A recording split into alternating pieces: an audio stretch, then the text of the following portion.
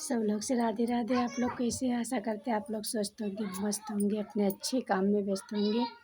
तो छठ पूजा की आप लोग को ढेर सारी बधाई, आपकी सारी शुभकामनाएं मंगलमय हो। 4 दिन का व्रत करके आप लोग हमेशा धन्य हो जाएं और सुहागिन स्त्री हमेशा सदा सुहागन रहें। तो ये व्रत बहुत ही बड़ा त्योहार माना गया है। ये बिहार में और देश विदेश में ज़्यादा मनाया जाता है। बिहार में, झारखंड में इस जगह ज़्यादा मनाया जाता है। विदेशों में भी मनाया जाता है। अब तो शुरुआत हर जगह हो गया है, लेकिन ज़्यादातर बिहार में ही मनाया जाता है। तो ये छठ पूजा का बहुत ही महत्व है। छठ पूजा की आप लोग को ढेर सारी बधाई, शुभकामनाएं मंगलमय हो। इस पूजा को देखिए, सुहागिन भाई बहन सब कर सकते हैं, भाई भी कर सकते हैं, बहन भी कर सकती हैं। जिसकी जैसे श्रद्धा रहे वो कर सकता है। और सूर्य भगवान को अर्घ देने का ये बहुत ही महत्वपूर्ण ये व्रत है। सूर्य भगवान को ऐसे भी रोज़ आप लोग जल देते हैं, और इस दिन तो ज़्यादा ही महत्वपूर्ण, क्योंकि जल में दिया जाता है। सुहागिन भाई बहन भी इस व्रत को कर सकते हैं। ये 4 दिन का व्रत बड़े धूमधाम से मनाया जाता है। 4 दिन का व्रत होता है, बड़े ही धूमधाम से मनाया जाता है। पहले दिन नहाए खाए कहते हैं, पहले दिन का व्रत नहाया खाया कहते हैं। उस दिन चने की दाल और कद्दू की सब्ज़ी देसी घी में बनती है। उस सब्ज़ी देसी घी में बनती है और फिर उसको ग्रहण करती हैं महिलाएँ भाई बहन हमारे जो भी हैं वो ग्रहण करते हैं, खाते हैं। जिस दिन कहते हैं कि नहाए खाया, तो पहला दिन उस व्रत है, फिर उसको ग्रहण करती है। ये पहले दिन का रहता है, ये पहले दिन का व्रत है। फिर दूसरे दिन का रहता है खरना। दूसरे दिन का व्रत होता है खरना। खरना उस दिन पूरा व्रत रहकर, पूरा निर्जला उस दिन व्रत रहकर फिर खीर बनता है। वो मिट्टी के जैसे आप लोग गैस में बनाते हैं, तो उसी गैस में नहीं, आप नया मिट्टी का चूल्हा बनाइए, तो उस मिट्टी के चूल्हे पर खीर बनता है। खीर बनता है। खीर में पानी नहीं पड़ता, दूध का ही खीर बनता है। और डूबते हुए सूर्य को अर्घ देकर ग्रहण करती हैं। महिलाएं जो हैं डूबते हुए सूर्य को अर्घ देकर तब ग्रहण करती हैं। तीसरे दिन का व्रत है 36 घंटे का होता है। तीसरे दिन का व्रत 36 घंटे का निर्जला व्रत रहता है। निर्जला व्रत पूरा रहता है, इसमें पानी तक नहीं पिया जाता। 36 घंटे का तीसरे वाले दिन का व्रत हम आपको बता रहे हैं। तो तीसरे दिन पूरा निर्जला व्रत रह के तो सूर्य भगवान को मतलब अर्घ दिया जाता है। सूर्य भगवान को अर्घ देकर ग्रहण करती है। तीसरे दिन का व्रत 36 घंटे का होता है। निर्जला व्रत, पानी तक नहीं पिया जाता इसमें। तीसरे दिन का हो गया। अब ये चौथे दिन का व्रत है कि जो है चौथे दिन सूर्योदय से पहले पकवान बना करके पहुँच जाते हैं। पकवान बनते, तरह तरह के पकवान बन के, और नदी हो या तालाब हो, इसमें नदी तालाब का होना बहुत अति आवश्यक है।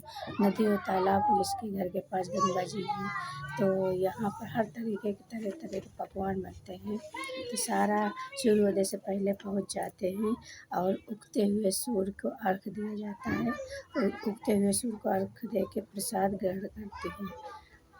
इसका कहानी भी है कि कब से ये मनाया जाता है, कब से छठ पूजा मनाया जाता है।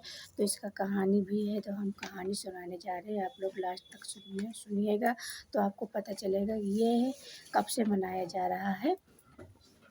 तो ये पूर्व काल में प्रियव्रत एक राजा थे, और उनके कोई संतान नहीं था। संतान न होने के कारण वो हमेशा दुखी रहते। जिसके पास संतान नहीं होता तो उसका दर्द, जिसके संतान नहीं वही दर्द समझ सकता है। तो वो हमेशा दुखी रहते थे। संतान न होने के कारण वो हमेशा दुखी रहते थे। तो एक बार प्रियव्रत राजा काश्यप मुनि यज्ञ करवाया, और यज्ञ कराने के बाद उनकी पत्नी मालिनी ने यज्ञ में आहुति के लिए बनाई गई खीर खा ली। यानी आहुति के लिए दी जो बनाई गई है खीर, उसको उसको खा ली। इसके प्रभाव से उनको पुत्र हुआ, तो पुत्र हुआ तो वो मरा हुआ पैदा हुआ था।